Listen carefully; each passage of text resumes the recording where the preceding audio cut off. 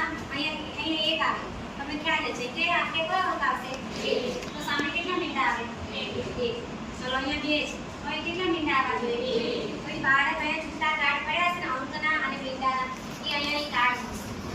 એટલે આપણે બધાને એવું કરવાનું છે આ અંકની પઝલ 1 થી 9 અંક 1 થી 10 અંક મારે તો મેં 1 થી 50 નું કરેલું છે બરાબર એક બીજી નંબર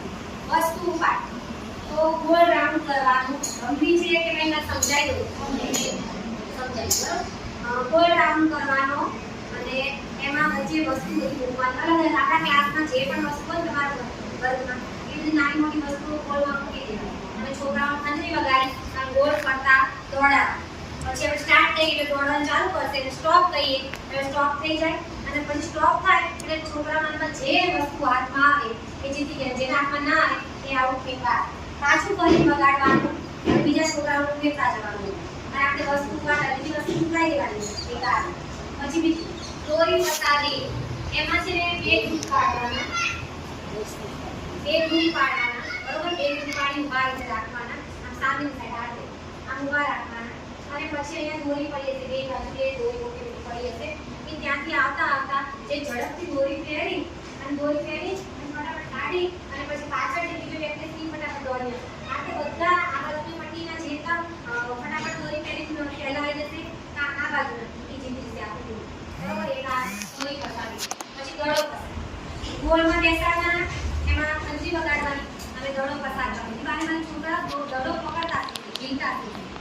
આમ ઘણા જુઓ આમ પકડતા છૂટી જશે પણ આ રમતમાં તો દડો પકડતા શીખી જાય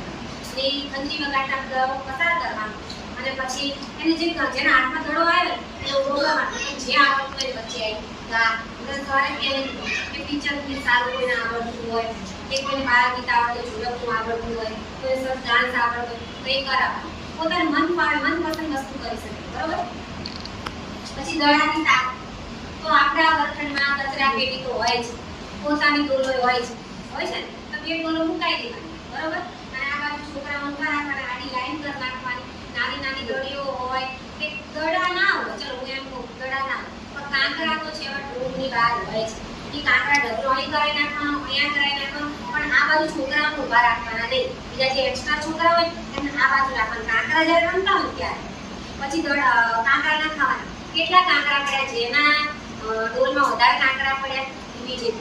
એક આ નિશાન રાખવાનું બરોબર પછી હાથીની સૂંઢ તો હાથીની સૂંઢની રમતમાં શું છે કે બાળક આ રીતે હાથ કરશે અને આ હાથ આમ નાખશે